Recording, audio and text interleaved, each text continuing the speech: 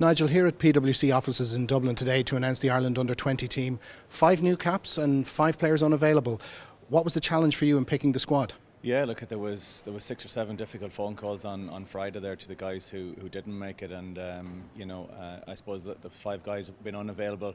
I suppose maybe it made selection maybe a little bit easier. There was 5 guys that had experience at this level, and look, I suppose that's it's the nature of the game, and it presents opportunity to 5 new guys, and we're delighted to be able to welcome them aboard into the squad and hope that they can add value over what's going to be quite a challenging championship. Before we look at that, cast your mind back to the Six Nations. A difficult start, but a strong finish to it. What did you learn and what did the players learn as a group? Yeah, look, I mean, there's no easy games at international, and I felt we grew as a team. I think it was, having Wales in the first game. I mean, it was a massively physical game, and I think we possibly went into that game maybe a little bit cold.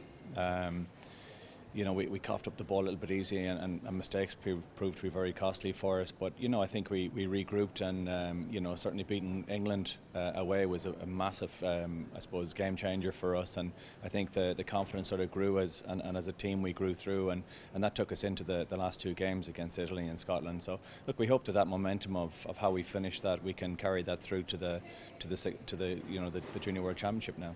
You mentioned Wales. They went on to win the Under-20s Grand Slam. We faced them in our first game. Are you looking beyond that at all, or is that just the big one looming?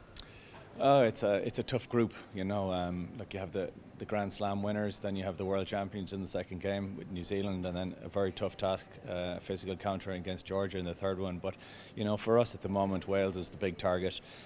We felt we had the beating of them in that very first game in the Six Nations, and I said hopefully as a group that we'll be better than we were on that day, and that if we can turn them over, it'll certainly give us momentum playing against the world champions, and to be maybe the opportunity of the first Irish team to beat the All Blacks. Certainly a task that we look forward to.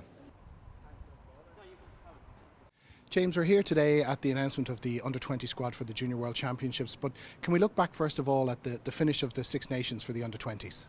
Yeah, obviously it was a bit of a disappointing start with those 2 losses, but the finish was pretty pleasing. 3 wins in the bounce, which gave us a bit of momentum. So that was a learning curve for a largely new group, and as I said, to get those 3 wins in a row was pleasing for us. In terms of what you've learned and what you've now put into practice, how has training been going? How have preparations been going? Yeah, they've been going well. We've had a number of camps now. We've done quite a bit of training, strength and conditioning work, as well as teamwork. We've got a camp in Galway this weekend, and that's the last one before we head off on June 2nd. Looking forward to the World Championships. A very tough group. Wales to start with, but New Zealand and Georgia as well.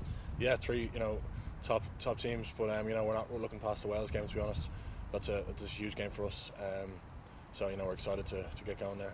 And the learnings from the match against Wales in the Six Nations, will that have any bearing on the first game?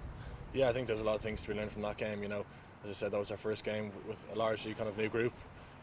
So the Six Nations, was a big learning curve for us, and I think, we're in a better place as a result. And for you personally, how have you progressed over the season?